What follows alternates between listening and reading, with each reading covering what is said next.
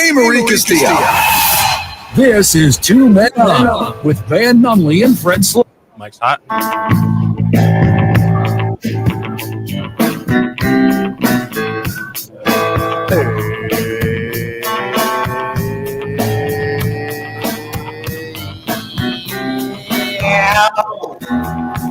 What it is, Duke City. Happy Tuesday. And it's a happy Tuesday for sure. The voice you're hearing right there is one Andy Lyman, editor of The Paper, AKA not Fred. welcoming Andy back. You're not Fred. Fred's on vacation, and we'll tell you all about it when he gets back next Monday. Ooh. But you got one more day of Van Nunley today with Andy Lyman, also back at the studio. Isaiah Johnson. We're talking all sports and sports-adjacent content today. Get a little hurricane watch. We're talking about what you're going to see in the paper, and we're talking a little Taco Tuesday here at Rio Bravo Brewing Company, as this place is filled already. Friends of the show, hurry up and get down here. We're having a lot of fun with it already. I am exactly 59 short minutes from having a delicious Rio Bravo Brewing Company beer. How about we talk about sports for an hour? I like that. I got an incentive because there's a beer in an hour, right? With that being said, hurricane Beth is on its way. Okay. National weather emergency coming down the Gulf Coast. You got people on the Gulf Coast. You got people on Florida. You got people in Mexico. Are there people in all those places? The Yucatan Peninsula. Tell them to hunker down because a big one is coming. It's coming through the Gulf? Yeah, coming through the Gulf right now. Isn't it spelled differently too? It's actually barrel. Barrel? It's barreling towards the Gulf Coast of Texas and Mexico. It's already a Category 5 hurricane. Winds increase to 160 miles per hour coming through the Caribbean. The winds are expecting to get stronger. The storm cell is expecting to get bigger.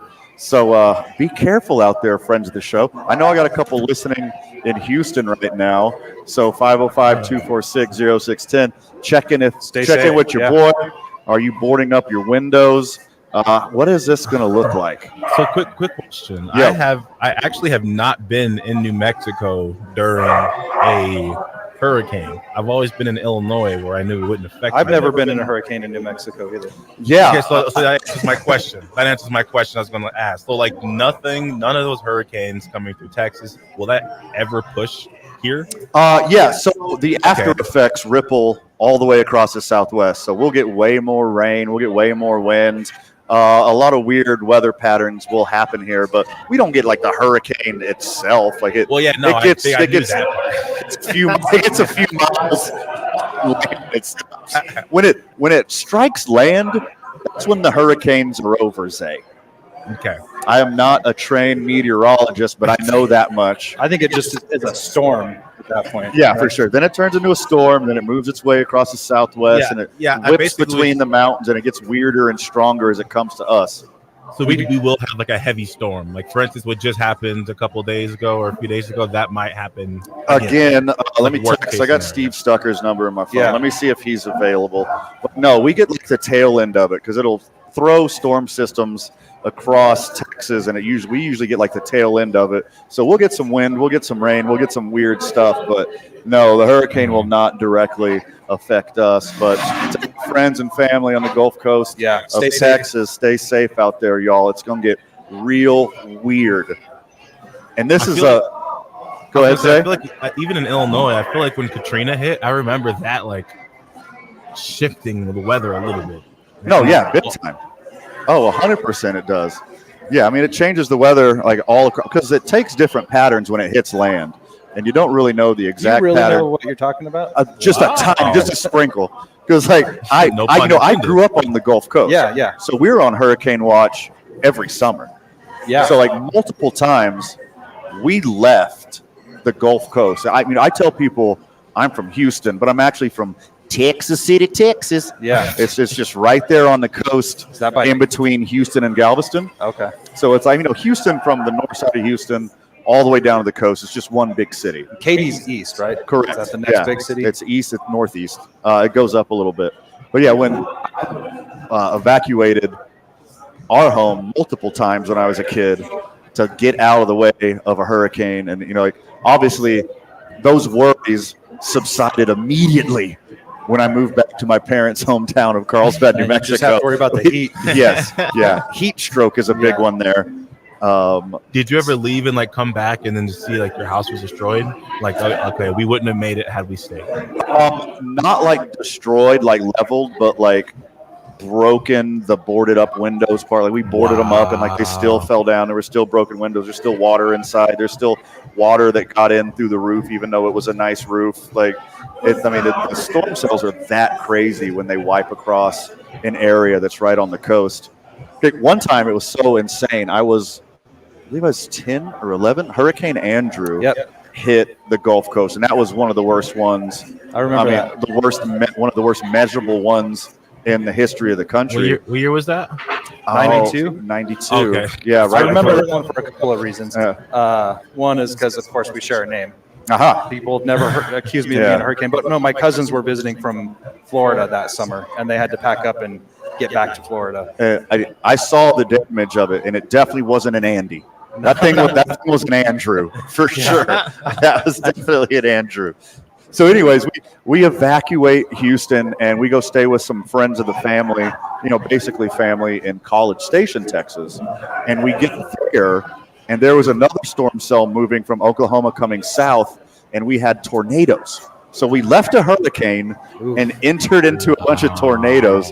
It was the scariest. And and your family stayed in Texas a little bit after that. Well, we still stayed. We still stayed for a couple more years before we moved back to their hometown of Carlsbad. So I know how scary it is out there. Friends of the show, if you have people, prayers up to them. If they need a shoulder to cry on and something to get weird about, I've been there.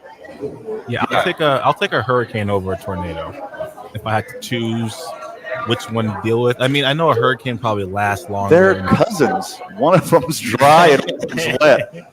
One of them's going to hit you with a house. The other one's going to hit you with a cow. They're both awful to be part of, and they're so insanely scary. I think an earthquake's got to be one of the scarier ones. Just comes out of nowhere. I haven't dealt with one of those. I have not either, but I've been in a small one in L.A.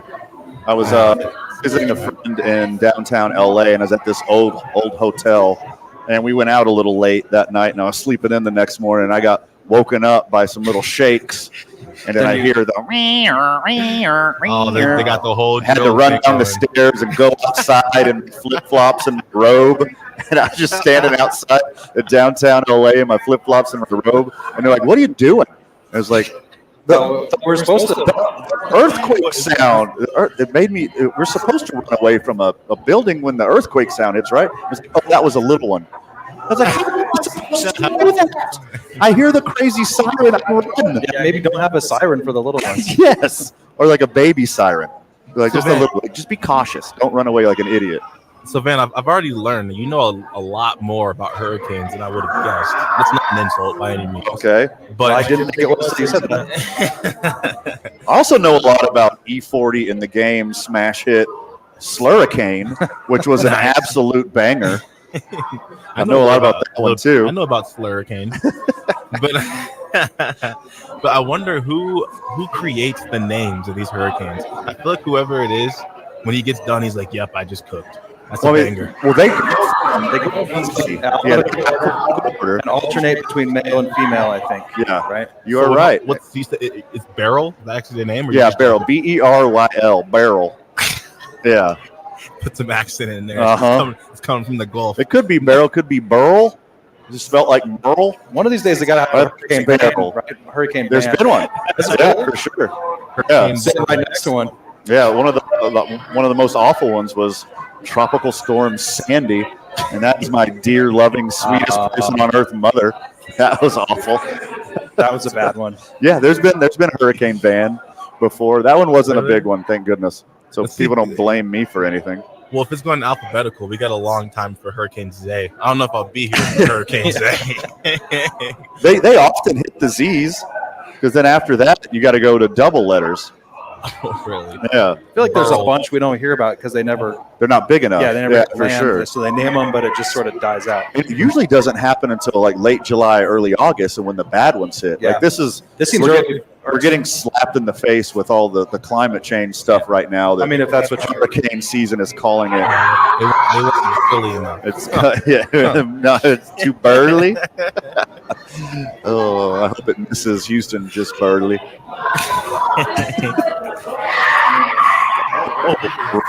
Some kiddos are getting really excited about shuffleboard. It's intense. The boys are here from Bravo Brewing Company all the way up until 6 o'clock when we have crosstalk with Josh Sushan and hand it over to the Albuquerque Isotopes. Got a great show for you today. We're going to do a little NBA talk, a little trade fallout.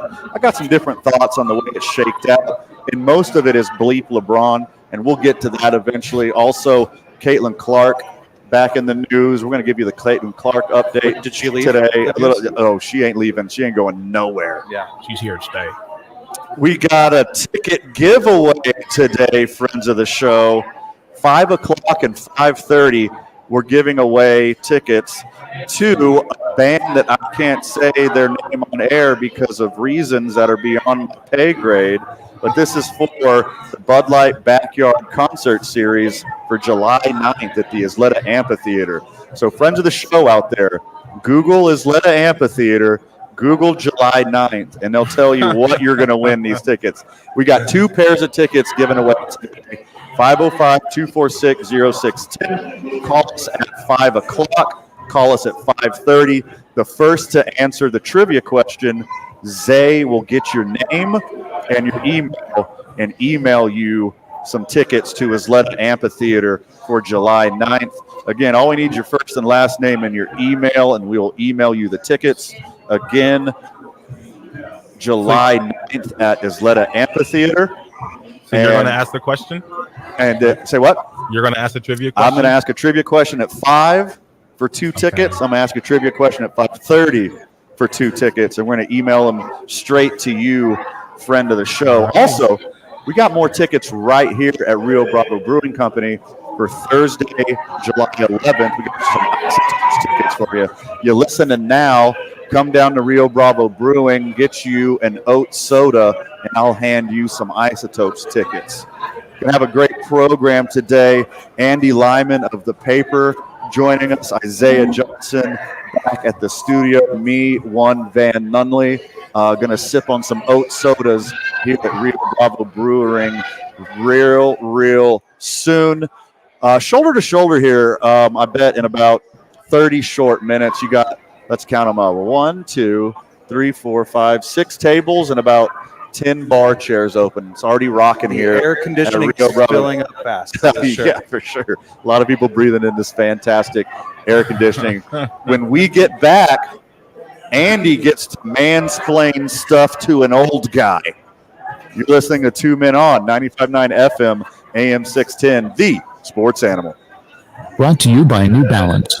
New Balance and more. Clear. Mexico shoes, now featuring Hoka and Brooks. The best shoes, the best fit, and prices that are just right. New Balance, Hoka, and Brooks.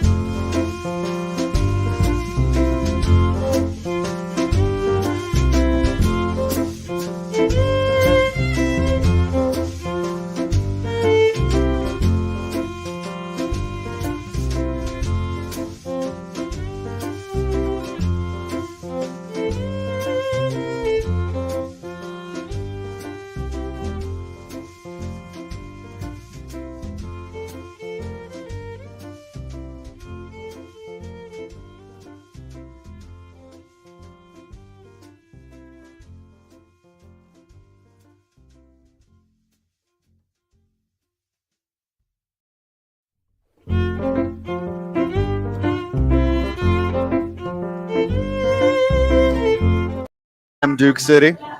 Program in question, of course, 2 Men On, right here on 95.9 FM, AM 610, The Sports Animal. One Van Nunley here, one Andy Lyman, editor of the paper there, one Isaiah Zay Talks Johnson back at the studio. Zay, how do the friends of the show hear your Mostly Cowboys podcast? Where do they listen to it? So you go to YouTube. You Okay. go Zay Talks. Okay. Hold on, let me write this down. Okay. Zay Talks 824, and that is where you will find me venting about the Cowboys, upset about Jerry, upset about this offseason. And I like to think that I'm critically reasonable when it comes to my team. Like, I may seem like a hater to some that are like oblivious, but I also may seem like I am just a diehard to somebody who hates us. Yeah, I think the friend of the show, the regulars here listening to 2 Men On the Sports Animal, will think you are a Homer apologist. So you being critical will be new for Cowboy Talk. Well, I'll tell you what. All my friends told me, because I would do it a little bit last year, but I didn't put too much effort into it because I didn't know exactly how to really edit the videos. I'm still getting good at it, but I knew I could sit down and talk. And when the Cowboys lost to the Eagles the first time we played last season, I was actually here in studio. I think I had just finished Isotopes game or something, and I was watching it here in studio, and I was so upset. And they told me, they said, no matter what happens in this game, you better post a video because people will want to see you upset about it or they want to see you happy about it. Yep. And as soon as the game ended, I hit record and I just sat down and just let it out on the camera. Of course, watching my language and being YouTube friendly. Yeah. But that video, like, it hit like 500 views in like 3 days. Oh, like, excellent. Good for start. me, I'm like, oh yeah. Oh yeah. And I haven't hit that rate since. So I'm like, I need us to lose so I can hit my own personal goals. Well, Andy Lyman of the paper knows if it bleeds, it leads. And especially like if you're crying tears of blood out of your eyes for your Cowboys loss. They call that clickbait. That's what they call it in the industry. All right. Andy, we were talking off air earlier, and, you know, the paper has some of the greatest content in the area. I read it every week. I follow like all the events. I follow like you guys are just into so many cool things, but you hit me up with something that I don't know about. I know. And Stoners of the world. You said I'm explaining to an old man. I do believe we are born the same year. I think we're the exact same age. But in my knowledge of this new hip, cool stoner stuff, I'm definitely the old man in the rocking chair on my patio. I think most people maybe by this point know what 420 is, right? Yes, April I think 20. everyone knows what 420 is. What is? Yeah. I think I know. I thought he was pulling my leg. April. Yeah. Well, we won't get into that because we're past April. 7/10, July 10th is a new stoner holiday. Yeah. It's also there's 420, and then there's September 10th when it's like double 420. Oh, see, that would be 840. So it'd be 910. Yeah, you get twice as high as you do on 420 on September 10th. That's a lot of math for stoners to do. They miss it every year. Okay, so hit me up. What is the new 420?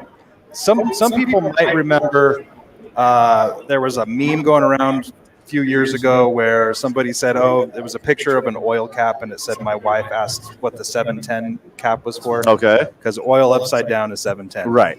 So oil is also what people use to do dabs. I mean, I can do a whole TED talk on this, right? Yeah.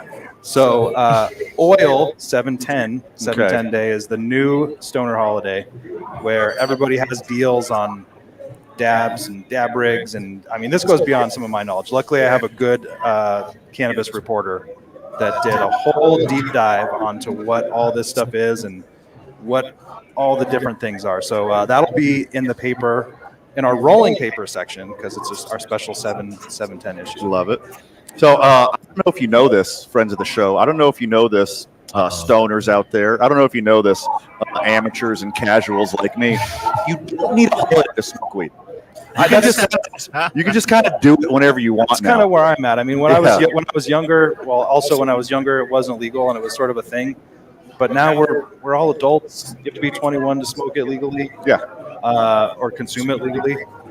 Why don't you just do it on a Wednesday? Yeah, it's fine. You can do it anyway. And that's usually when I do it. It's like a random weekday night. And I'm like, oh, everything sucks. We don't have. There's no like alcohol. I mean, there's alcohol holidays, right? Where everyone New Year's Eve. Yeah, there's every holiday. There's not holidays where everyone's like, yeah. Although 420, to be fair, has a little bit of a history to it because people were celebrating that before it was illegal, and so it's sort of this remembrance and being appreciative that it's. But 710, I think it's well. So while I've been pro marijuana, pro THC, basically my whole adult life, I'm very happy it went recreational. I'm very happy it finally went for everyone else. You know, I'm such a lightweight. Since from when I started when I was a teenager and like when I really started when I was in my early 20s, like weed has like tripled in strength, like just the flower. Yeah. So I'm like a 2-hitter quitter, or I'm like break an edible in half and have that. Like that's how I roll. But now like the new upper level stoners are doing what you refer to as these dabs and oils. Oh yeah. And correct me if I'm wrong. And try to explain to the friends of the show who don't know what it is. It's basically the crack cocaine of marijuana. That's a good way to put it. Yeah. It's there's various ways to concentrate it. Some people take these hot presses with special paper and push the bud together until some sort of resin comes out. Otherwise, you can strip it using solvents, and there's all sorts of ways, and that's why you get all these different names: shatter and wax. The oil and I don't know. Can of butter. There you go. God, that's awesome. You didn't know about it. I don't know anything. Say I'm old. So it's basically nothing but THC. You're getting rid of all the excess biomass, as they say, and it's going straight to the dome, and it's intense. I've heard. Looks like I've tried. It's intense. It's not the faint at heart. To me, it's like a little bit of flour, you know, like a reasonably dosed edible. Like that's marijuana. That's THC. That's weed. That's weed. That's jazz cabbage. That's little devil's lettuce. Little Satan salad. That's kind of normal. That's like having a beer or a cocktail. Sure. But these dabs, like you get to like talk to aliens. It's like in like 5 minutes. It'd be I guess it would be, well, I'm trying to think of the equivalent of, like, I'm thinking of a cigar, right? You can sit and puff on a cigar all night. Yeah. But if you could condense all that nicotine from a cigar into one inhale, that's what it would be like, I think. I'm having if you, how about this? So I think if you look at a lot of like flour, they have like percents.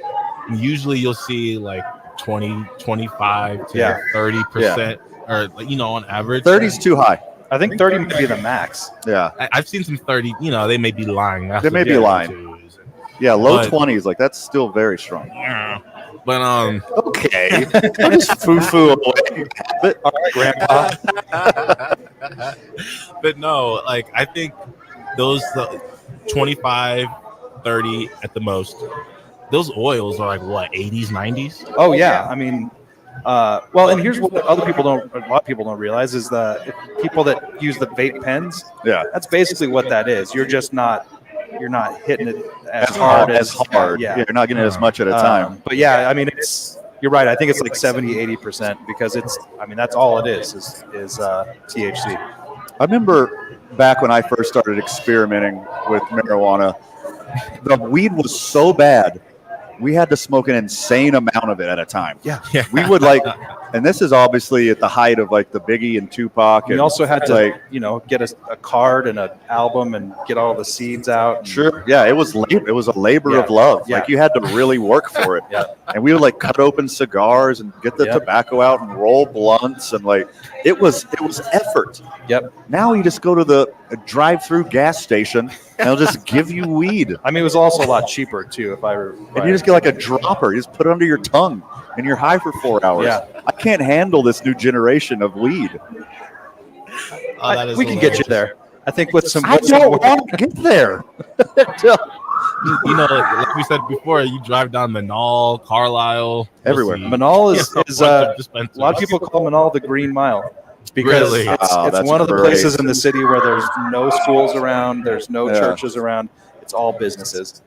Yeah, just when you thought it was thrift store row, Yeah. now weed stores have taken over. And what better way to prepare to go thrift store shopping? Oh, God. Yeah. You'll either buy everything or you'll forget where you are. Oh, this is wild. And we can hear all about this on abq.news. Yeah, abq.news. You can pick up a copy of the paper. That story will be in the paper coming out this week, this Thursday. That's really exciting. Yeah. All right. Well, happy 710, everybody. I get to learn something new. 710's the new 420. Or, you could just consume on July 4th too. Whenever you want. Yeah. Yeah. And it's gonna be decriminalized federally very soon. It's on its way. Yeah. Why didn't you talk about that during the debate, Joe Biden? You stammering 140-year-old maniac. What if something happens and like we just don't see it coming, and instead of everything becoming more legal, it just goes slowly back to the way it was? How terrible would that be? Well, I mean, it all depends on the behavior of the citizenry. Exactly. If everybody's just walking around like on 8 dabs or whatever, looking like a zombie. Well, real quick, not to be not much of a downer on this, but that whole descheduling thing, there's a lot of people concerned with that, because now what that does is sort of potentially put it back into big pharma, right? Right. Because it goes back to a schedule that says this has medical use. Now pharmaceutical companies could possibly put a copyright or whatever they do on that. And from what I understand, a lot of corporations have been copywriting strains for a long time. Oh. So like the biggest, most popular strains, like Camel's got a couple. Marlboro already has their hands on a couple. And once the second it's like federally legalized, and then because it's decriminalized now, it changed the schedule of drug that it is. So now you can do research on it. You can prove that it's okay for mass consumption across the whole country. But be careful. We're not that far away from going to the store and getting a pack of Marlboro Greens. Or maybe next year, maybe next 710 we'll be doing a 2 men on from a dab bar. Okay, I'm into that. A weed bar. Definitely have to do that in the last segment. The whole show. Or not at all. Van, we're back on. Van, we're back from commercial. Van, wake up. What, man? What are we doing here? Where am I? I'm still stuck on the Camel Greens. Yeah, dude. Marlboro Greens. The Camel Slurricanes. All right, some NBA talk when we get back. Front of the show, 5 o'clock on the dot, 5:30 on the dot. We're going to give away tickets to Isleta Amphitheater on July 9th. There's a concert that apparently a lot of people want to go to, and we got 4 tickets for you today. Giving away 2 at 5 and 2 at 5:30. Answer a quick trivia question. Call in to Zay 505-246-0610 and win you some concert tickets. When we get back, we're going to hit your little NBA off-season talk. You're listening to 2 Men On 95.9 FM AM 610, the Sports Animal. This report is sponsored by the Hermit's Peak Calf Canyon Fire devastated homes, business.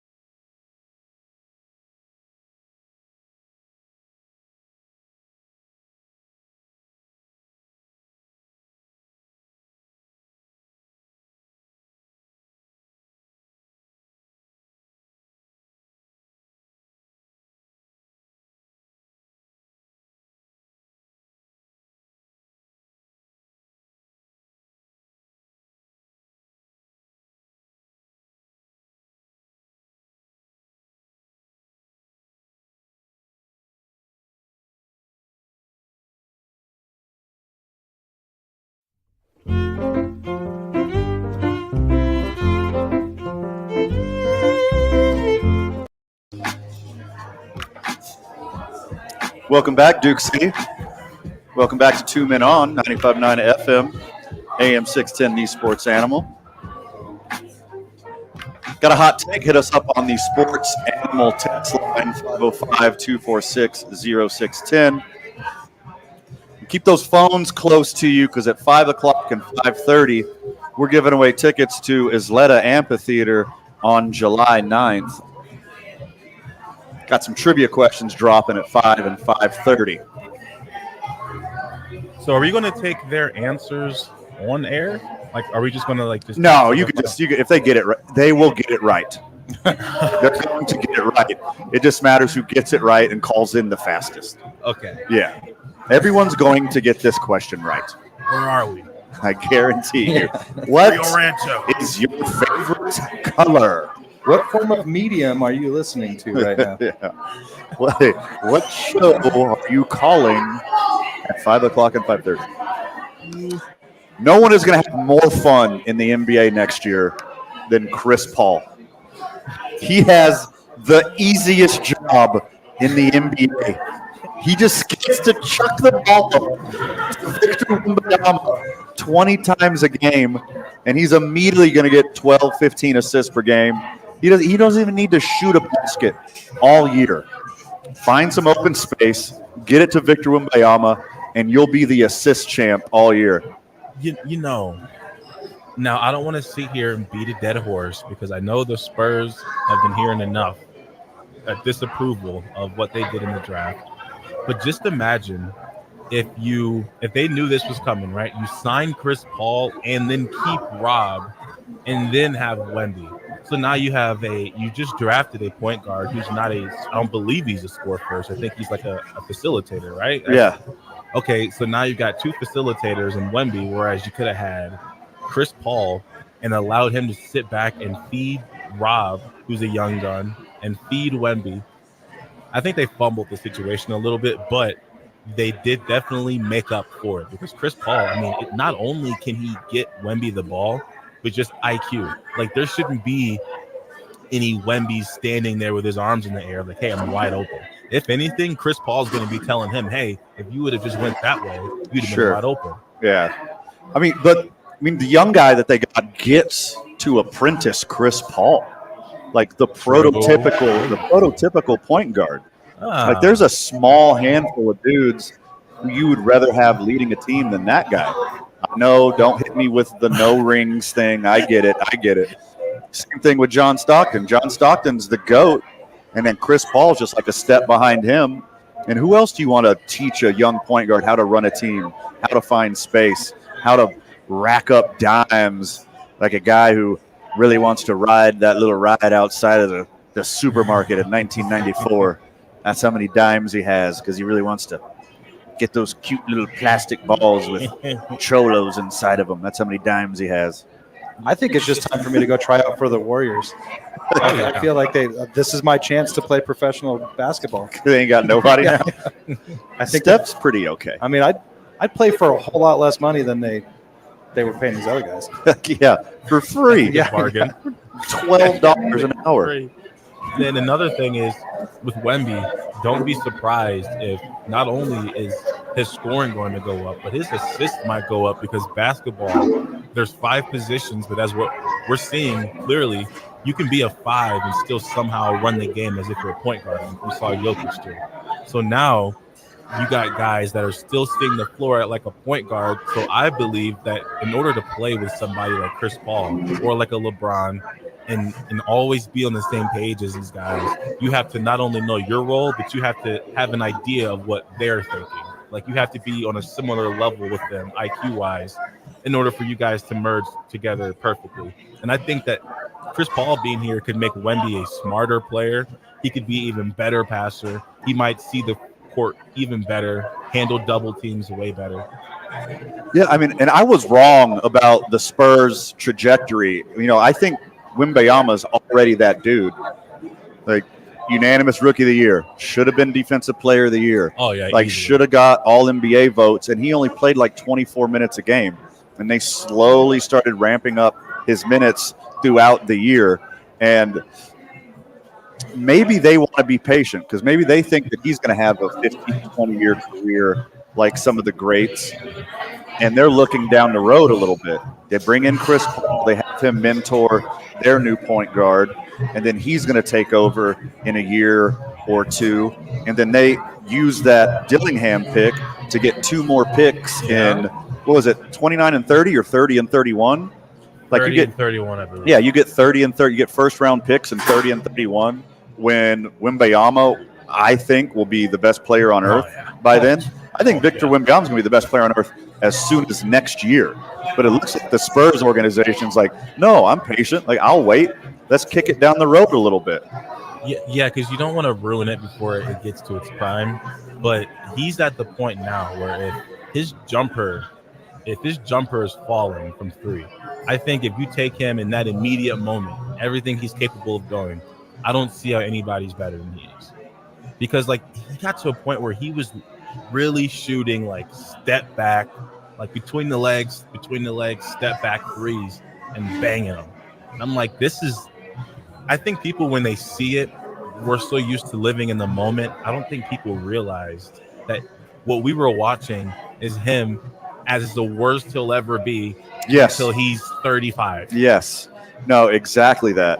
Like when he came into the league and people are like just looking at the stats specifically, they're like, he's only getting like 16 points and 8 rebounds. Yeah, but he was doing it in 18 minutes. He was playing less than half the game and putting up those numbers. And then even towards the end of the season, he still wasn't playing a full game. He still wasn't in even the mid-30s in minutes. He was still high 20s, early 30s in minutes played, and he looked like the best player on the court wherever he went. Mm-hmm. And now he's got the legend Chris Paul, like one of the best to ever do it, to finally feed him the ball. And like that, I mean, just picking Chris Paul's brain.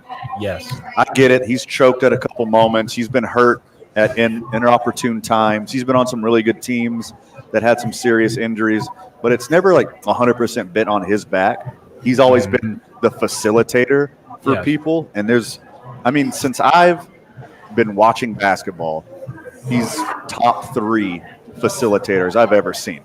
Yes.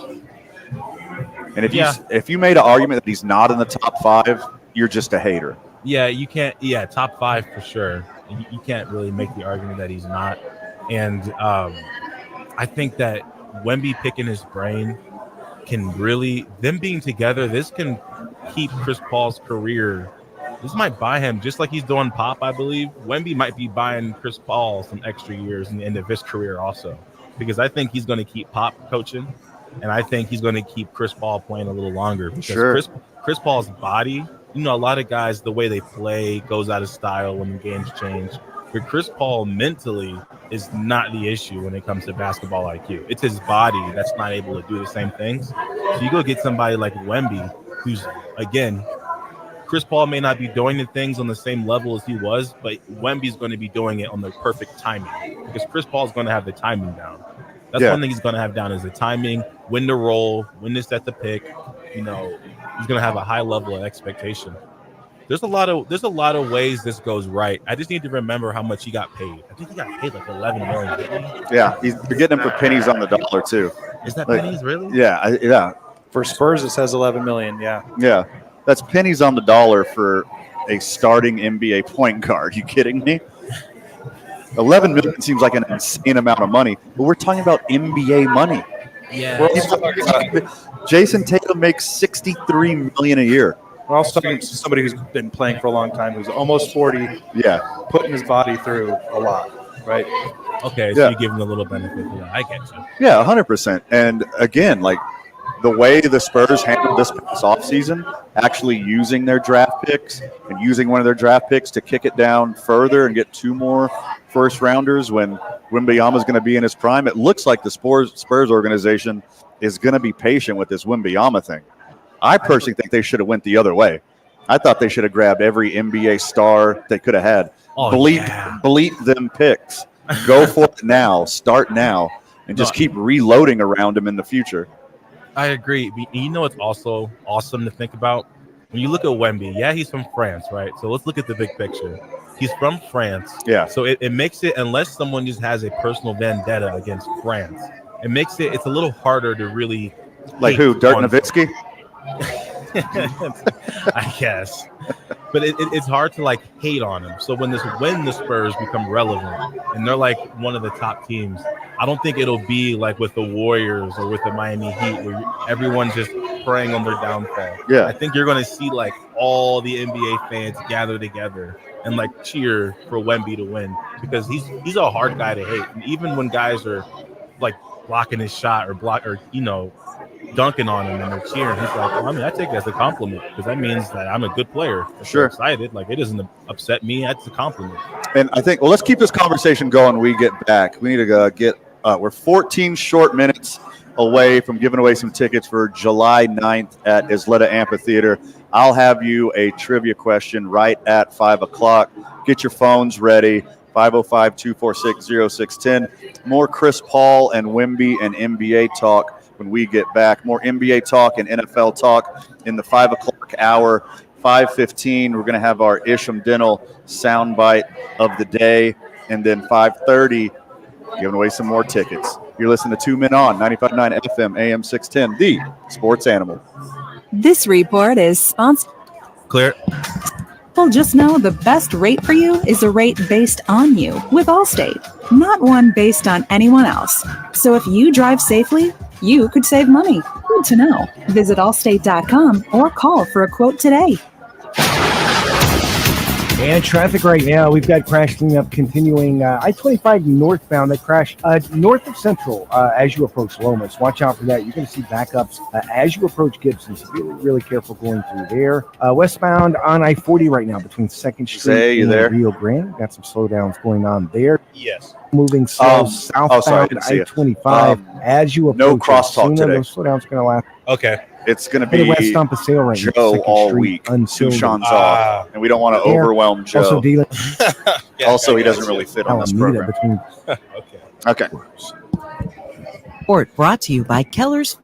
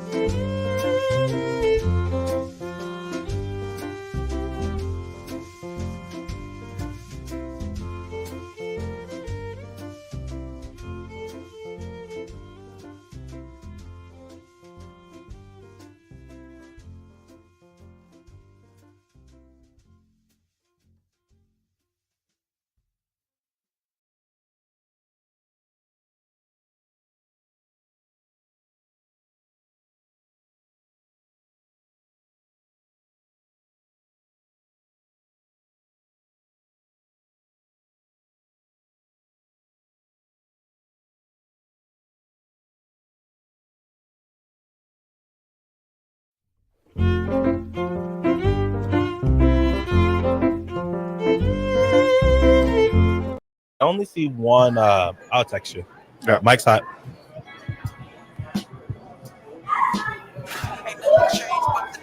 Welcome back, Duke City. 7 short minutes away from giving a pair of tickets to Zleta Amphitheater on July 9th. Get your phones out, 505-246-0610. I'm going to ask you a trivia question right at 5 o'clock. You're going to get it right. It's not that challenging. Also, it's kind of a secret. To finish up this thought on Chris Paul going to the Spurs and getting, 20 assists a game probably, he also adds another element of toughness to Victor Wembanyama. Because Chris Paul has been like one step below Draymond Green his whole career. He's dirty. He'll punch you in the kidney. He'll trip you. He'll do some weird stuff. He'll get into your head. He'll talk smack to the opponent's coach. Like, he's going to chirp in your ear the whole time. But the thing, he doesn't try to choke you. He doesn't kick you in the nuts. He doesn't do all the weird Draymond stuff. But he's got that old school 80s kind of gritty mentality. And I think that's going to rub off on Victor Wembanyama. And that's going to have some seriously good results for his toughness, because the better Wembanyama gets, the bigger target he's going to have on his back. And he's going to have to learn how to deal with that. And Chris Paul's the perfect dude to teach him how to be you cheat a little bit. You spit on him. Throw an elbow. Yeah. Rub a little sweat in his eye. Come on. There's all kinds of stuff you could do. Remember when Rondo and Chris Paul were arguing, and Rondo just so violently just let spit just fly through his lips right on Chris Paul's face and no one could see?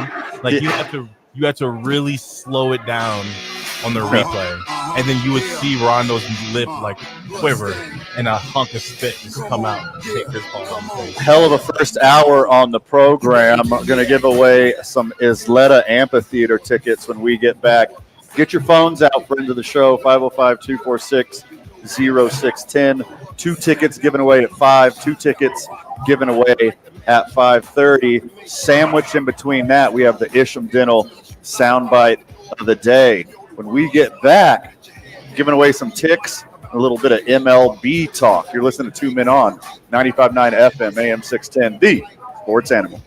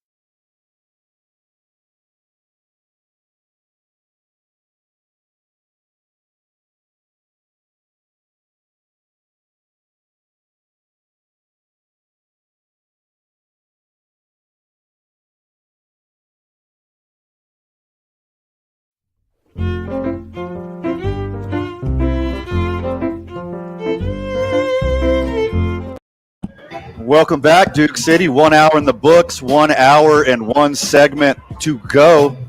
You're listening to 2 Men On, 95.9 FM, AM 610, The Sports Animal. Thanks to our friends at Isleta, we got a little ticket giveaway going right now. Yeah, they're calling already. We're gonna. All those cheaters are calling ahead. No question yet. Hang up. You haven't even heard the question yet.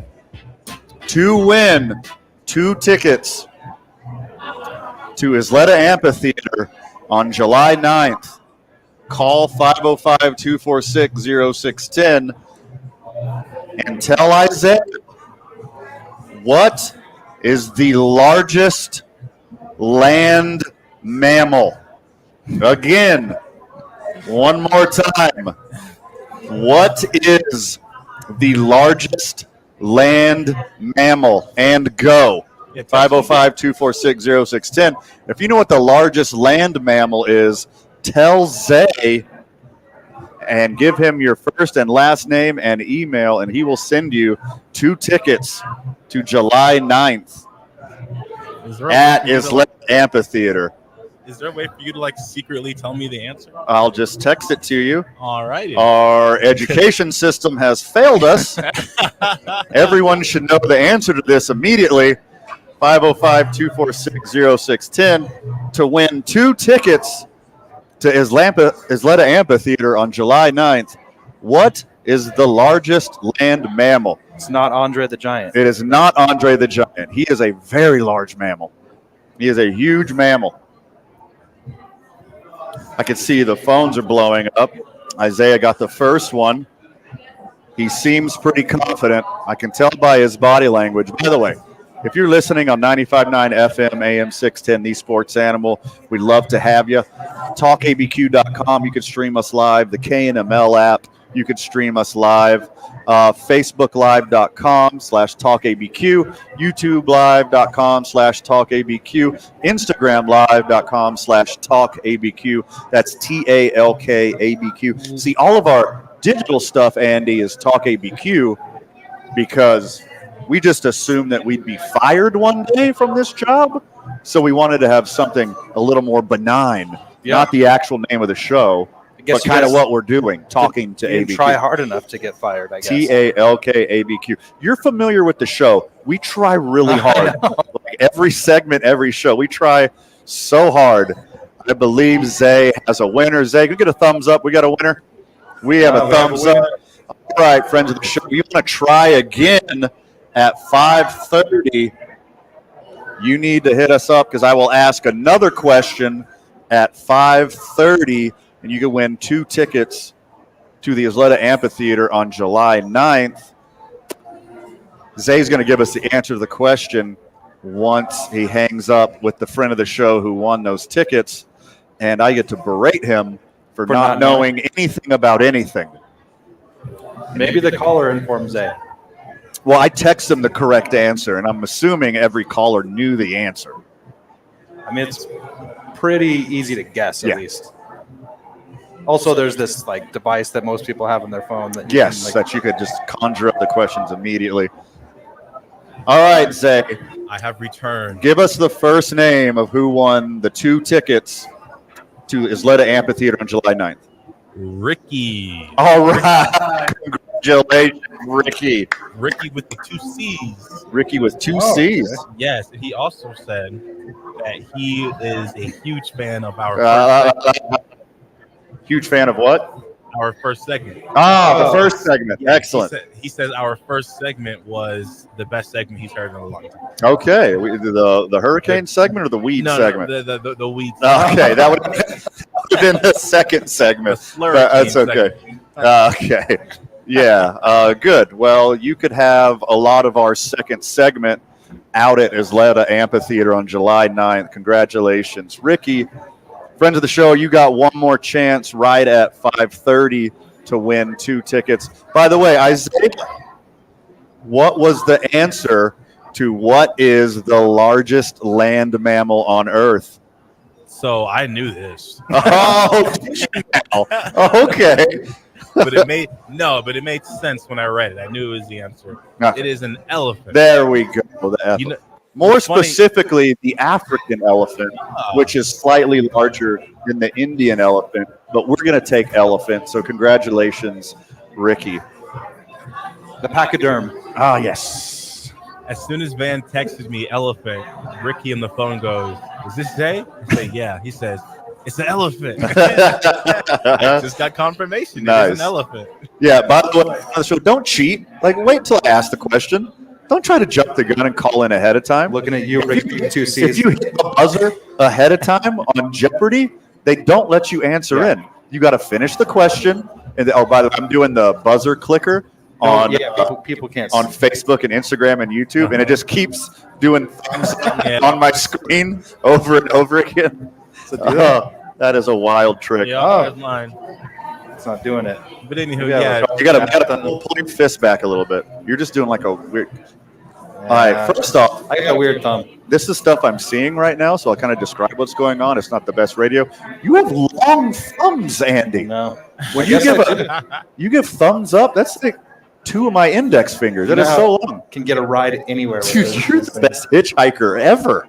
It's just weird because thumbs are so long. Other than that, I have stubby little fingers. They make up for it. Yeah. But you lack in phalange. You make up for it in thumb. Fat little sausage fingers and big old long thumbs. You're over-evolved. Like you. It's double opposable. I'm worried about what's the next step in evolution. How long is my thumb going to get, Andy? Well, you're over-evolved. Not over-evolved is recently designated for assignment, ex-All-Star, ex-member of the United States of America baseball team, Tim Anderson. His talent and ability have absolutely fell off the planet. He is knocked out of. He is a shell of what he once was, and it is hard to watch because we talk about this on the program a lot that we want Black Americans, we want urban youth to love baseball like we love baseball, and there's not a lot of chances to do that if your superstars aren't playing well. Just as recently as 2 years ago, Tim Anderson led the league in hitting, was an all-star, and 2 years before that got MVP votes as well as a Rookie of the Year. His batting average 3 years ago was .335. That is Hall of Fame level batting average. The year after that, his batting average was .322, then .309, then 2 years ago, .301. That's the last season that he was still playing like an all-star. Last season with Chicago, it dipped all the way down to .245. He wasn't re-signed, became a free agent, got a 1-year prove-it deal with Miami, and he is hitting a paltry .214. A guy who led the league in batting 4 years ago, got MVP votes 3 years ago, was a back-to-back all-star after that, is barely hitting above the Mendoza line. His fall has been so drastic, it has been hard to watch. Zay, I know you're not as old as me, but have you seen like a fall off this steep? And we don't have to just talk about baseball. Like, have you seen like any sport where someone just like woke up one day and couldn't play their sport anymore? Yes. Okay, who was that? Ezekiel Elliott. who you're trying to justify as not that bad of a signing for your Cowboys. Oh, gosh. But, I mean, he had the trajectory to be literally better than Emmett.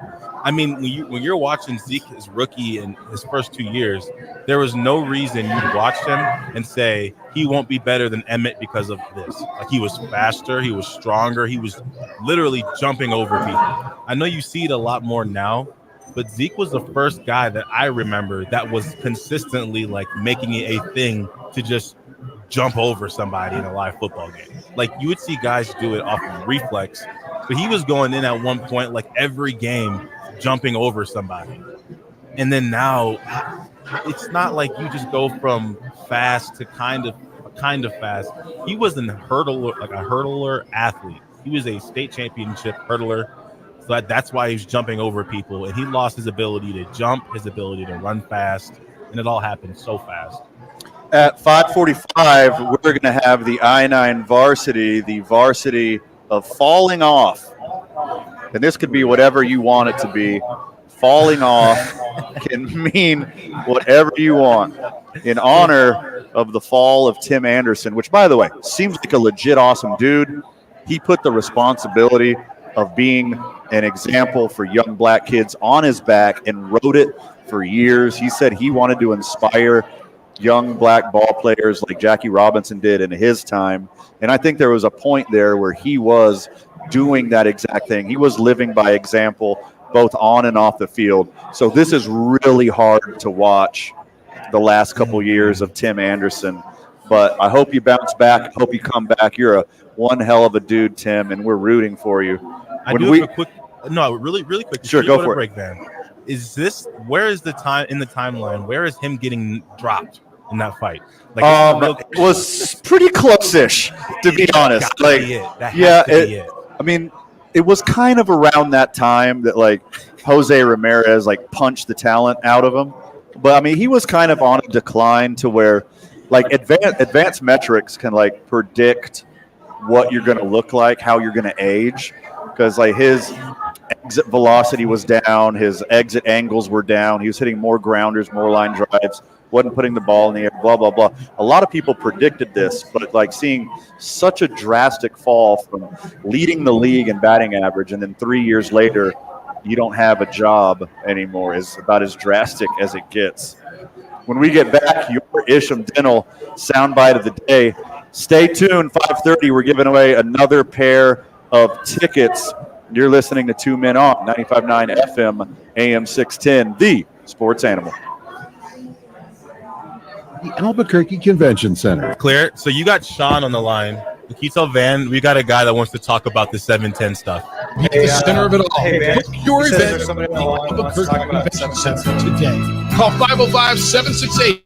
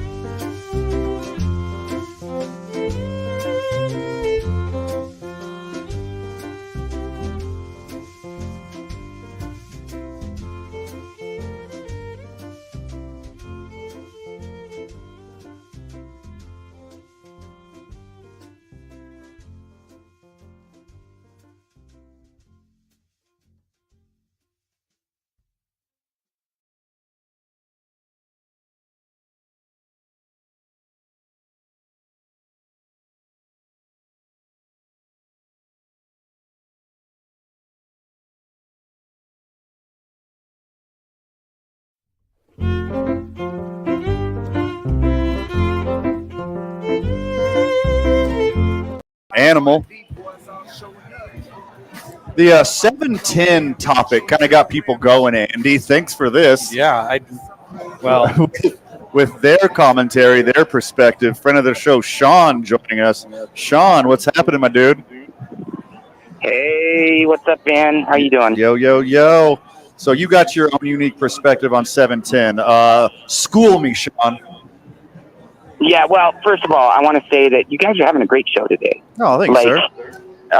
You and Zay and Andrew together, doing great in Freddie's absence. But I do want to say something about the 710 thing, and I speak from experience. There's a new type of syndrome that is actually starting to crop up because of the high THC levels of all of the cannabis products that are now available to us. I am familiar with dementia. Well, it's a little bit different than that. Okay. There's this thing now called cannabinoid hyperemesis syndrome. Have you ever heard of that? I've heard of this where you literally cannot ever smoke anymore again because you get physically ill. Is that right? Yeah, well, there's certain people that get to that level. My daughter actually, and they're saying now that there's a link between kids that are born to parents who partake a lot. Okay. Are actually more susceptible to this. So we have a new generation of crack babies, but they're dab babies. No, like we've actually, affected their brains before they even come out of the womb, such as drugs, right? Sure. But one thing that I want everybody to know, like with the higher concentrates now, right, it will set it off in people that are, genetically susceptible to it. So all those, would-be parents out there that, want to have kids that, can also enjoy cannabis, maybe don't partake in the concentrates. Maybe be like Van. Yes. And hit the old men, like 20% level, stuff like that. Yeah, a couple little puffs. Get your mind right. Crack creates crack babies, and so does concentrate. Dab baby. Cannabinoid. And I was hoping I was going to get those cage elephant tickets or cage the elephant, whatever. Well, we don't know who's playing. Being on the air with you guys are killing it today. I appreciate you, Sean. Thanks for the call. Cannabinoid hyperemesis syndrome is a condition that leads to repeated and severe bouts of vomiting.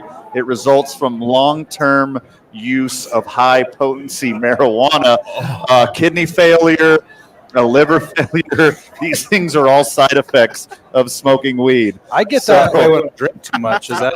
Yes. No? Yes. Probably different. Thank you for the public service announcement, Sean. You are a helper, and as you know, we always help helpers. And Sean, you left before to let you know that you'll have one more chance to win some tickets, whichever band it may be, July 9th at the Isleta Amphitheater coming up at 5:30. But without further ado, let's hit up the Isham Dental soundbite of the day.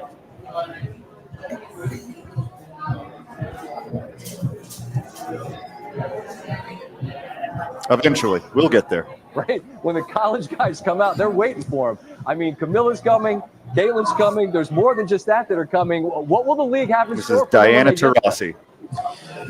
Look, SVP, reality is coming. Okay.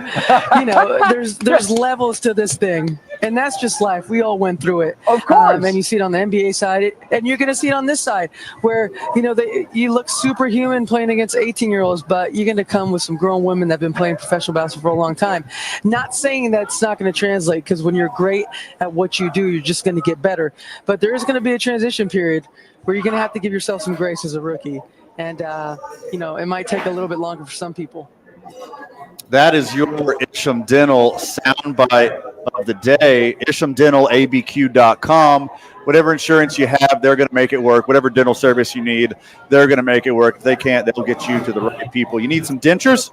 Not right now. Yeah, I think I'm good for now. Whenever you do, I got the guy for you. Same day denture service. You'll get fitted, you'll get them made, and they'll make sure they're perfect for you all in the same day. He's basically a magician. Check out Scott Isham, ishamdentalabq.com.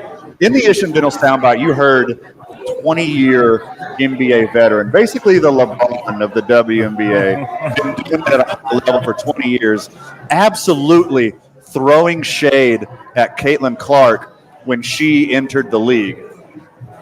Diana Taurasi should have been a mentor. Diana Taurasi should have been the example for the class. She should have opened her arms as wide as humanly possible and welcomed Caitlin Clark into the WNBA. But no, she is a hater. She is scared of the future. She's basically Diana Taurasi is to Caitlin Clark what Van Nunley is to Dabs. We're scared of the future. We don't know what to do, and we're just going to be haters instead. Diana Taurasi, 5 of 14, 2 of 10 from 3, 3 rebounds, 3 assists, 19 points total in 32 minutes. Let's look on the other side of the court, Andy. What do you say? How about rookie, hasn't been doing it 20 years, Caitlin Clark, 4 of 14 from field goal, 2 of 10 from 3, 9 rebounds, 12 assists, 15 points. You open your mouth, you're going to get filled up with a big old dose of Caitlin Clark. She should have been humble. She should have been an ambassador, and she should have showed what it's like when women support women. This is an embarrassment. Indiana Fever won. Congratulations, Diana Taurasi. How does your own foot taste? I've learned from personal experience, that it doesn't really ever pay off to act like this. Never. Right? To complain, to say it should have been me, or what about this? What about us? Looks a lot classier when you. Yeah, why hate when you could participate? Yeah. Like, you can be an ambassador. You're talking about Dabs again? You could be a role model. No, I am not. I never will be. Give me my 2 little puffs of weak weed, and I'm fine. Be an ambassador. Be a mentor. Like, be the bridge to their generation. Yeah. Have some class. Caitlin Clark got you private jets. Caitlin Clark got you more ad revenue. Caitlin Clark got you sold out stadiums.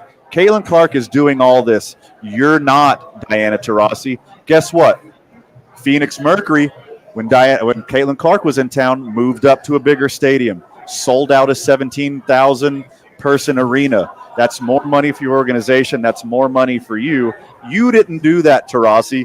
Caitlin Clark did. I mean, even if she had a point, it's missed because now she looks like she's bitter. Yes, right. Exactly. And here's why you're right, Andy, because I was going to say on the same article where I actually found the Isham Dental soundbite of the day, before I scrolled down to find the video, I see multiple articles of other players often tying Diana into their welcome to the league moments.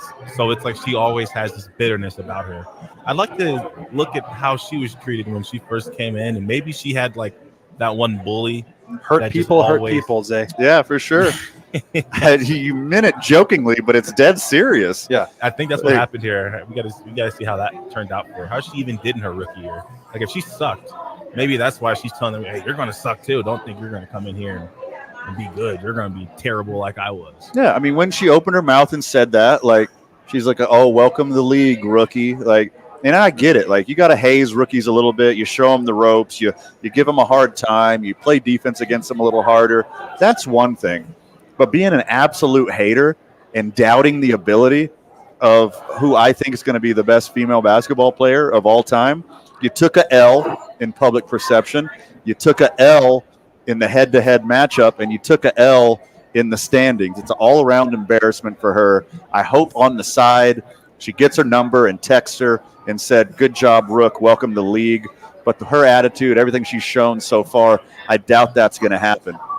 And by looking at some of these headlines, it seems like she did go. I don't know if she went back on her words. She seems like somebody that's going to be one of the type to say, "Oh, well, I never said that she wouldn't be good. I was just saying that this was going to happen. I think she's a great player." Yada yada yada, all that stuff.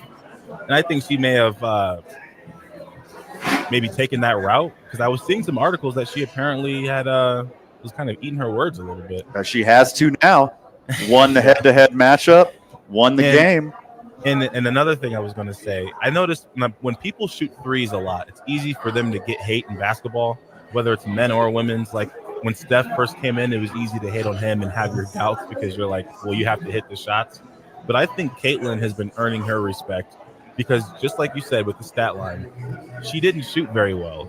She's not coming in shooting lights out, but she's getting like 10 rebounds. She's getting 10 assists. Yep. And I feel like when a player's getting rebounds, especially as a point guard, that should earn respect from everybody because they're not just being scared. They're not being a little grass fairy. They're out there actually trying to get their hands dirty. Except for her 3-point percentage this year, she's earned every drop of respect as one of, if not immediately, the best player in WNBA. That's the 3-point percentage is going to get better. It's only going to get better. She's going to get better and better shot once she has a better team around her and more people are drawn off of her. But let's end the Caitlin Clark real quick because when we get back, we're giving away 2 more ticks for July 9th at the Isleta Amphitheater. We'll have one more question for you, 505-246-0610. Get them phones ready. When we get back, 2 more ticks are going to get given away. You're listening to 2 Men On, 95.9 FM, AM 610, the Sports Animal. This report is sponsored by Robert Half. 9 out of 10 hiring managers are having difficulty hiring. Robert Half is here to help. Their recruiting professionals utilize their award-winning AI to connect businesses with highly skilled talent. At Robert Half, they know talent. Visit roberthalf.com/talent today. Traffic right now, we're still dealing with that crash. I-25 northbound near Central. Slowdowns are going to go back past Gibson. Be very careful going through there. That crash is affecting your middle lane. Be very careful in that area. Westbound I-40 between the interchange and I think these guys are playing tonight. Traffic also continuing to move slow southbound.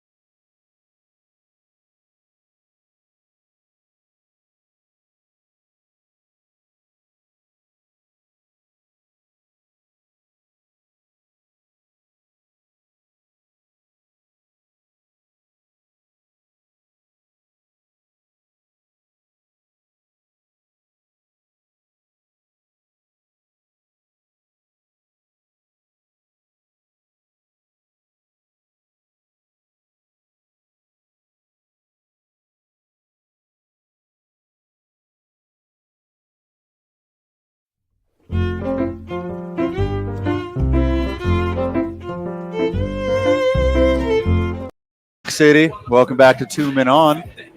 The Sports Animal is what you're listening to. 95.9 FM AM 610. Or maybe you're listening on talkabq.com, or perhaps the KNML app, or perhaps Facebook Live or Instagram Live or YouTube Live.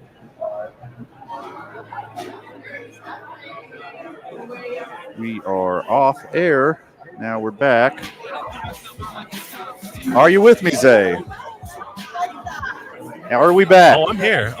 Excellent. You guys are back now. Okay. Someone trip over your cord there? I believe somebody tripped over the cord or it got dislodged or whatever, but we're back, and we're back giving away 2 tickets for July 9th at the Isleta Amphitheater. 505-246-0610. After I ask you the question, call in to Zay with the answer. Again, I'm going to softball you in another one. But don't call until the question's Until the question's over, guys. Come on. Please. Be reasonable, would you? Known for doing the splits and giving you a nut punch, what is the name of this OG Street Fighter character who's been around, OG Mortal Kombat character who's been around since the inception of the franchise in 1992? Johnny Blank. Oh. Which OG character from Mortal Kombat was known for doing the splits and giving you a nut punch? Johnny Blank. 505-246-0610. Oh, looks like he's got a call. Phone lines are already lighting up already.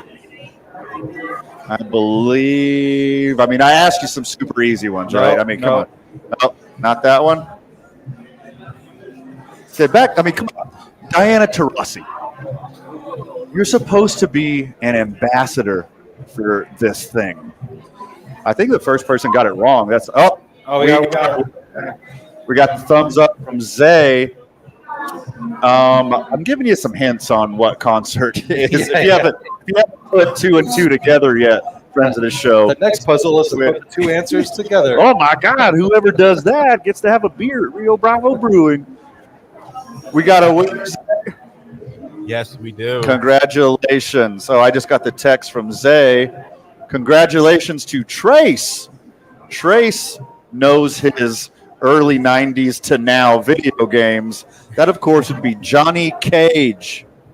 So the answer to the 2 trivia questions today were Cage and Elephant. I wonder who's going to be playing music at Isleta Amphitheater on July 9th. Congratulations to both our winners, Ricky and Trace. Maybe I'll see you there. I don't know. Let's go get weird. I'd like to get weird. Ronnie. The hotline's ringing. I feel like that's friend of the show, Sean.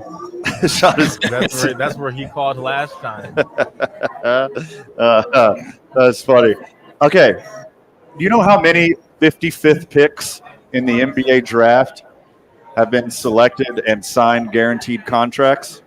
I'm going to guess 0. The answer is 0. Now the answer is 1 because Ronnie James signed a NBA roster guaranteed, money guaranteed contract with the Los Angeles Lakers, the first 55th pick in the second round to ever do that. Thanks, Dad. No.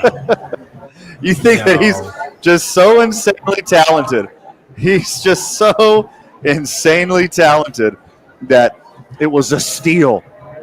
Probably because off the court issues. Maybe it's trouble in school. Maybe there's some big scandal that we don't know about that he dropped all the way down to the 55th pick in the second round.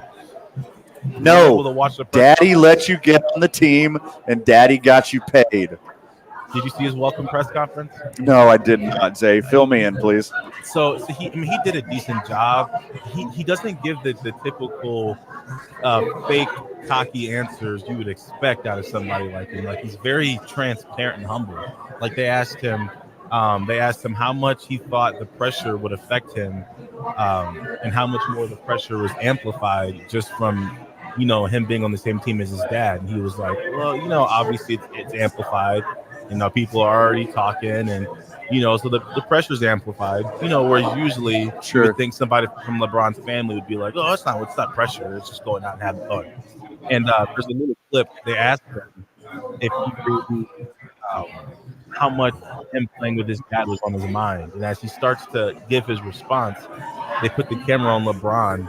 And I don't know who the guy is standing next to LeBron. You would think it's Rich Paul, but I know what Rich looks like, so it's not Rich Paul. If it's not Rich Paul or Maverick Carter, I don't know who it is. It could be Maverick. It was a shorter guy, bald head. Could be. Was it me? Yeah. The Papers, Andy Lyman? Yeah, he was in Los Angeles. But LeBron, he's there, and he's just sitting there watching. Just like as if his dad, like his son was giving a speech at a regular crowd. He's just, it's cool to see those little things where it's like LeBron's he's not trying to be up there on the podium with him. But it's like, come on, it's his son. He's not going to disappear just because you guys are predicting they're going to be together. And LeBron's like, yeah, I'm going to the press conference. I'm going to be right there, standing up, watching from the side, making sure he gives the rehearsed answers. Yeah, for sure. I mean, come on. His PR team, the James family PR team, dude, he already owns his own talent agency, his own production company. He builds schools and hospitals. Like, the amount of people that he has running his PR, like, he's been trained to say all the right things. He's done all the right things. He's stayed out of trouble. He hasn't done anything stupid. Like, it's going to be a good story if he's anything above NBA average. I keep thinking about when Ken Griffey Jr. snagged the pop fly from his dad. Sure. That's like, how's this going to work? I mean, Ken Griffey Jr. said he's bringing his dad to Bronny's first game. Oh, wow. Like, they're going to be there front row. Oh, that'll be center. Sounds like a sitcom or something. Yeah. That's super cool. And the Lakers are talking about developmental. They asked JJ about that, and I guess they're going. They want specific things out of Bronny, so they already know he can. It's not hard to learn how to shoot for an NBA player who can shoot already. You just got to get your reps in, get your shots up. Right. They're wanting Bronny to learn how to use his athleticism to his advantage and drive more. So they want him to learn how to drive the bucket, drive to the bucket, drive the paint. And you're going to see him work on that more. And you're also going to see Dalton Connect 4 get a lot of attention in the summer league. So they had the press conference together, by the way. They were next to each other. So, this is huge for Connect 4 because this is taking all the pressure off him. Like, I guarantee you, there's a lot of even like NBA fans. There's a lot of Lakers fans that don't know who that guy is, who their first round pick is. But they damn well know who Bronny James is. Oh, yeah. And they know how much pressure is. They know all the attention's on him. Like, this is like the best situation possible for Connect 4. That is a lot of pressure too. I mean, I don't know. I feel like it would be hard for me not to choke in that situation. Yeah, even he's up there, like when he's giving his answers, you could tell like the pressure is off of him. But he can feel all of the viewers just because he's sitting next to Bronny James. Like, he can feel it. And when Rob introduced them, it's funny because he said, and this is a celebration of two young men that we're bringing into our program, and Bronny James and Dalton Connect. It maybe not be the biggest deal, but he definitely said Bronny's name first. And Dalton was the first round pick. Yeah. But I was going to say, I think the people asking the questions and Rob, they did a really good job at not making Dalton feel like he was just tagging along.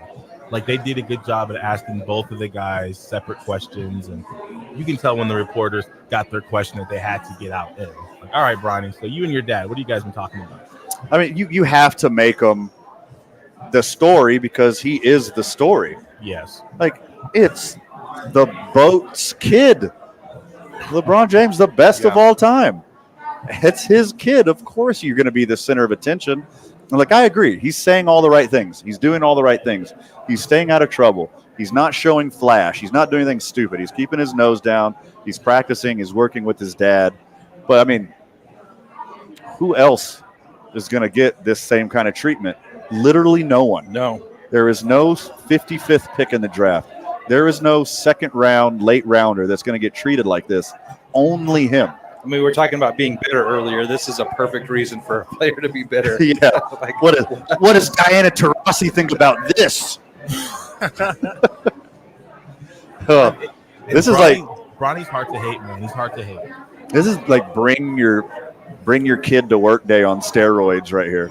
This is like bring your kid to work day, but we're going to do it for 3 years.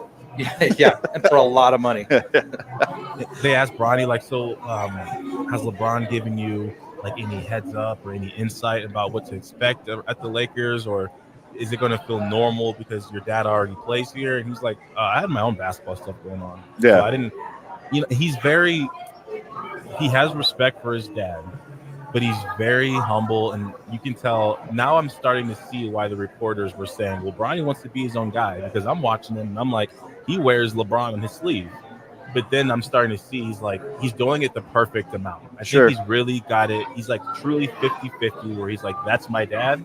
And he's not letting any of the hate make him have to diss LeBron. So he's just saying, like, it wasn't the biggest thing on my mind. But he's not going and saying, I don't want to play with him. He's like, that's just not the number one thing that was on my mind. I'm grateful for the position I'm in. Do you think he calls him dad on the court? Like, we went through this on the program already. Allegedly, he's LJ, Bronny's BJ, and then JJ is JJ. Gotcha. Okay. So there's a lot of J's on the court. Yeah. No dabs though, just J's. He's going to slip up. Like the pressure's going to be on him, and he's like going to be open for a 3-pointer. Dad. It's going to happen. It's 100% going to happen. When it does, it's going to be hilarious.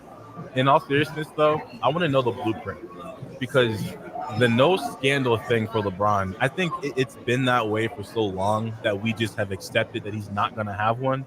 But let's really think about being him and having Rihanna bowing down to you on the sidelines, and you just act like you don't know who she is, or just walking into any gym, any restaurant, everybody just looks at you like you're Jesus.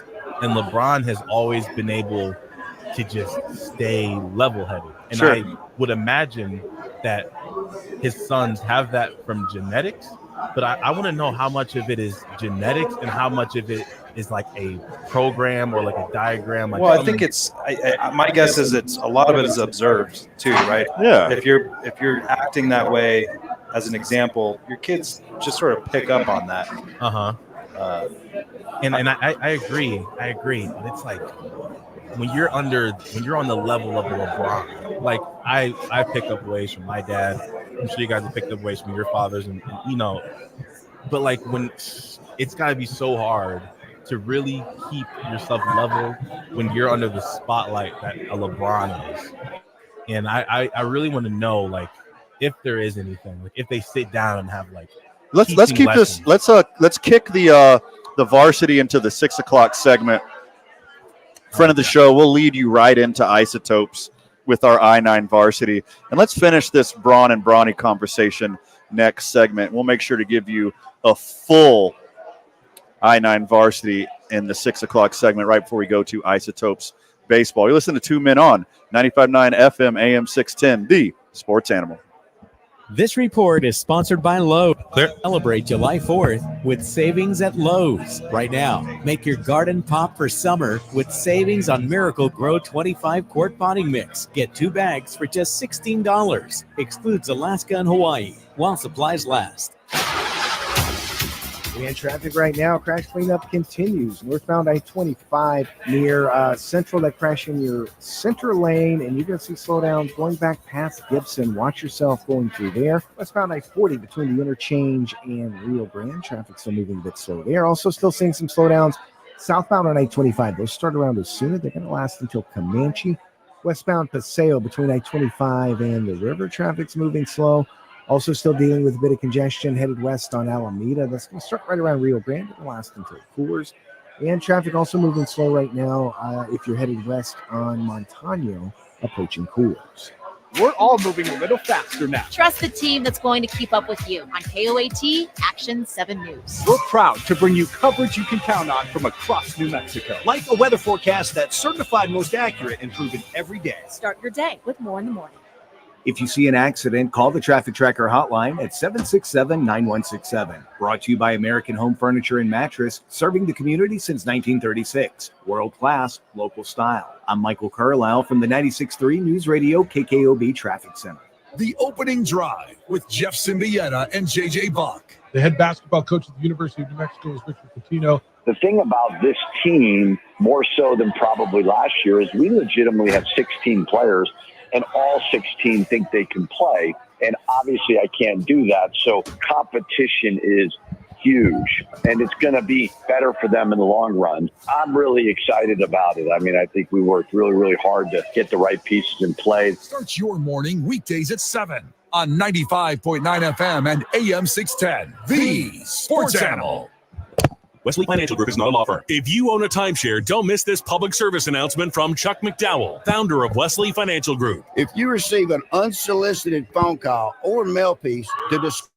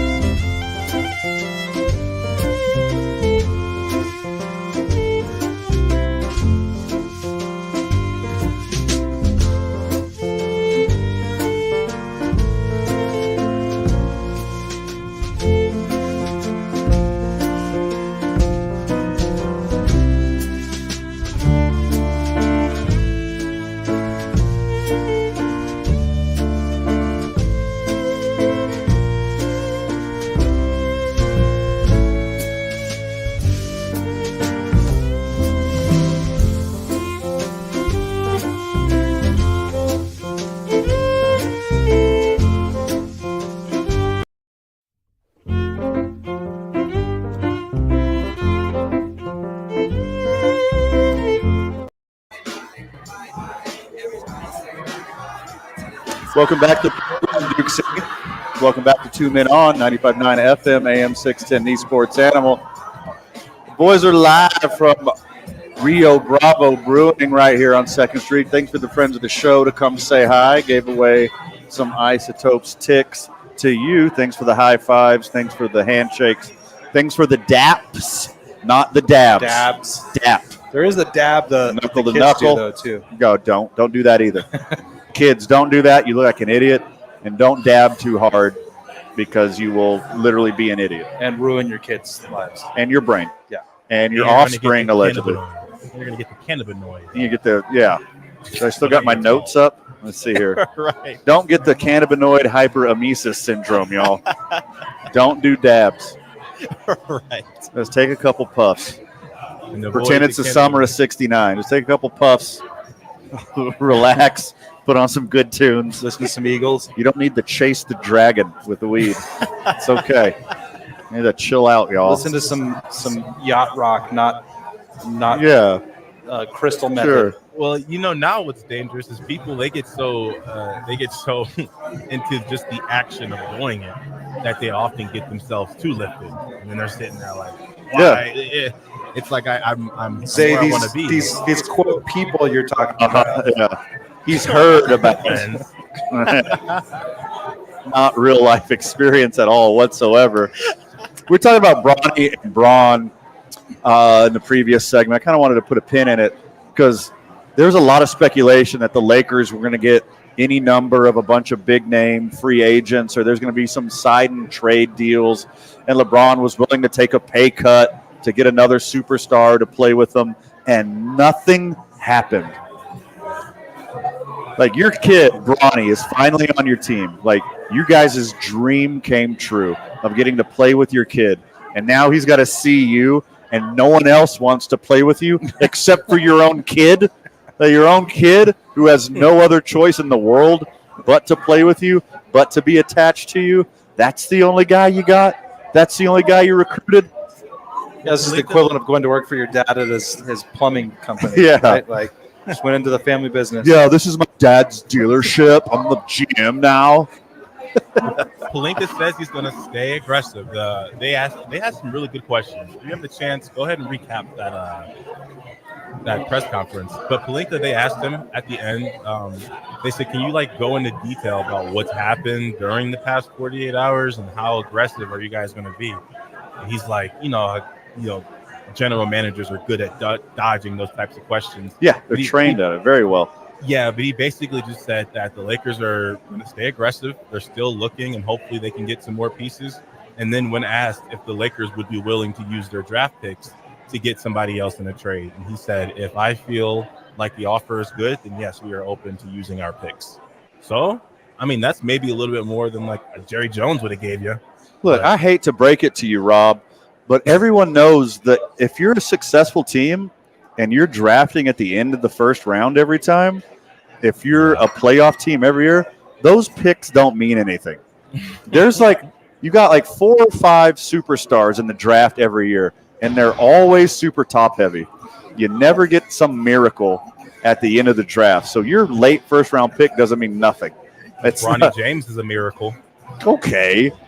In what way? That he survived a heart attack? Is that how? God. When we get back, the I-9 varsity of falling off, which this show never does. Stays on. One more segment before the Albuquerque Isotopes. You listen to 2 Men On, 95.9 FM, AM 610, the Sports Animal. Clear.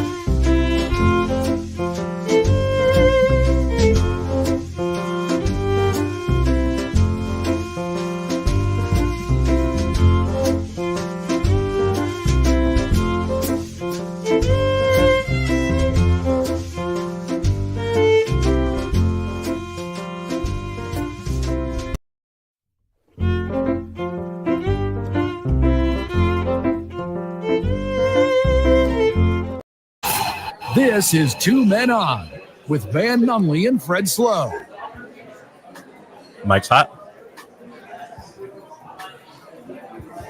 2 hours in the books, one short segment to go before you hand over to the Albuquerque Isotopes. Feel sorry for those guys. The Topes? Yeah, in El Paso again. It's just like they get punished like 4 times a year. They have to go stay in El Paso for a whole week. It's awful. And like that's a night is a week in El Paso? No, yeah. So I guess that would make it like 5 weeks. Yeah. 5 week works of El Paso every time they go down there. In honor of one of my favorite baseball players, Tim Anderson, who the last 2 seasons has absolutely fell off. We're going to do the I-9 varsity of falling off. If you don't know what the I-9 varsity is, we pick a topic randomly throughout the show, and we give you our best of, our worst of, or, however you think the topic is that you feel. And today we're doing falling off in honor of Tim Anderson. So I9 Sports League Office 280, they're the best in the biz. i9sports.com League Office 280, where you just put in your zip code on i9sports.com. They got you. League Office 280 at i9sports.com. 505-312-4999. Your kids interested in sports, they'll keep them safe, they'll keep them happy, they'll have fun, and you'll learn whatever sport your kiddo is interested in. They're the best in the biz. We love them so much here on the program. All right, Andy, you want to kick us off? Yeah, I'll go first. My first up is maybe you have to be old enough to remember this, but Tequiza. Oh, my God. Oh, man, that is a deep cut. I think that fell off hard. That was a beer, I believe Miller came out with it in the late 90s. I'm very familiar. I remember like it was yesterday. I remember it tasted kind of like Fruit Loops. It was sweet. I think it was supposed to be a little tequila flavor with some agave maybe in there. Yes. And a light beer. And it was not great. That was super hot for a while and just fell off. Yeah. Isaiah, what you got? I've got The Fall Off by J. Cole. The album he just dropped, and when he dissed Kendrick back and then apologized and removed the diss track from the album, which easily puts that album on one of the worst fall-offs ever. You can't diss somebody and apologize when they started it. Imagine someone hits you, you hit them back, and then you apologize for hitting them back. Real quick side note, I caught my 11-year-old son singing J. Cole the other day. It made me real proud. Okay, that's good. At least it's not Drake. Yeah. That's awesome. Good for him. Right. First on my I-9 varsity of falling off, producer of some of the greatest movies in the history of cinema, like Good Will Hunting, the Lord of the Rings series, one of my personal favorites, True Romance, Pulp Fiction, Shakespeare in Love, Silver Linings Playbook, Django Unchained, Jackie Brown. Oh, my goodness. Banger after banger after banger. Super producer from Hollywood, Harvey Weinstein. What happened to that guy? Where did he go? He made some good movies. What happened there? First on my I-9 varsity, Harvey Weinstein, Andy. You're coming out swinging on that one. Okay. Andy, round two.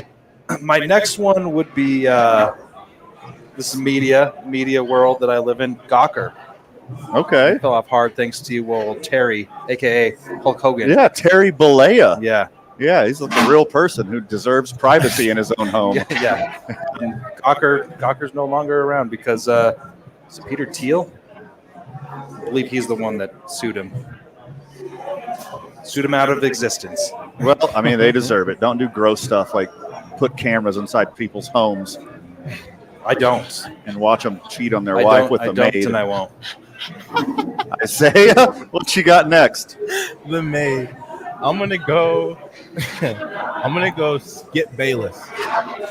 Skip Bayless has fallen off so hard. I could say undisputed, but you got to put that on Skip, obviously, because it's his show. Okay. And you go from Stephen A to Shannon. Yeah. That was a smooth transition, which ended up being, I don't know if it's more recent than Skip and Stephen A. But I don't know if you can say Skip and Shannon was better. But as far as views, they were both up there. And then Shannon leaves, and now literally no one watches All State. And I know they don't because I don't watch it, and I'm a Cowboys fan and a Lakers fan, and that's all they talk about. You know, we're in the industry, and there's a lot of super talented people around here. I don't like the wake up first thing in the morning and yell at you guys. I don't want you to yell at me about entertainment first thing in the morning. Same. At least do it in the evening, at least afternoon after I had like a nice lunch. I like to wake up nice Yeah. and Let me easy. eat first. Let me eat first before you yell at me. Good answers. Hey, come on, Skip. All right, next on I-9 varsity of people who fell off. Once a decorated NFL player, 2,000 yards in a 14-game season, never to be heard of ever again. Movie star. Sold every item you could ever want. Hell of a golfer. More budget rental. His career fell off fast. O.J. Simpson. Yeah, whatever happened to him? Whatever happened to that guy, Andy? He was good. Fell off fast. I don't think we're gonna hear from him ever. I don't think so. You're probably right. My next one, again, going back in the old days, Blockbuster Video. Oh, that's a good one. They fell off hard. I think there's technically one in like Eugene, Oregon or something, but they, I feel like even Hollywood Video outlasted Blockbuster. I think you're pretty right. I think you're pretty right. I as a kiddo, I really enjoyed spending time. Like we're the same age-ish, Andy, and that was like a thing to do. Remember when you get the friends together? The grocery store had a video section. Yes, it's amazing.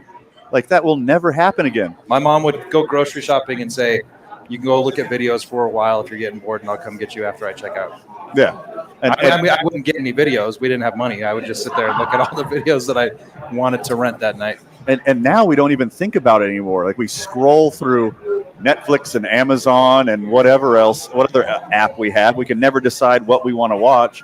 So instead of making a 10-minute lap around a movie rental store, now we just got a control in our hand and can't decide. So we just watch whatever John Cena movies. The heartbreak where you can see all the cases there, but there's no actual videos behind it. Oh, bummer. Everyone got them. Okay, Isaiah. Give me. It's a close tie between Dez Bryant and Humpty Dumpty. Give me Humpty Dumpty. Oh, okay. Literally fell off. Yes, and this is how you know I was a compassionate kid. I'm a compassionate guy. Okay, we all say that, Isaiah. I may have been about 3 or 4. And when I was reading that story, I actually wanted, when I read that he fell off, I wanted to cry about it. I was so upset that there was no more Humpty Dumpty. I felt so bad for him that he fell off the wall. So that story always had me a little scarred. Oh, man, but then you learned how to do the Humpty Dump.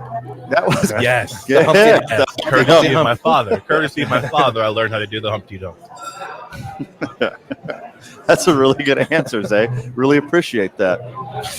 Next on my I-9 varsity of people who fell off, this guy almost single-handedly cured global warming. He brought religious freedom to a whole part of the world, workers' rights.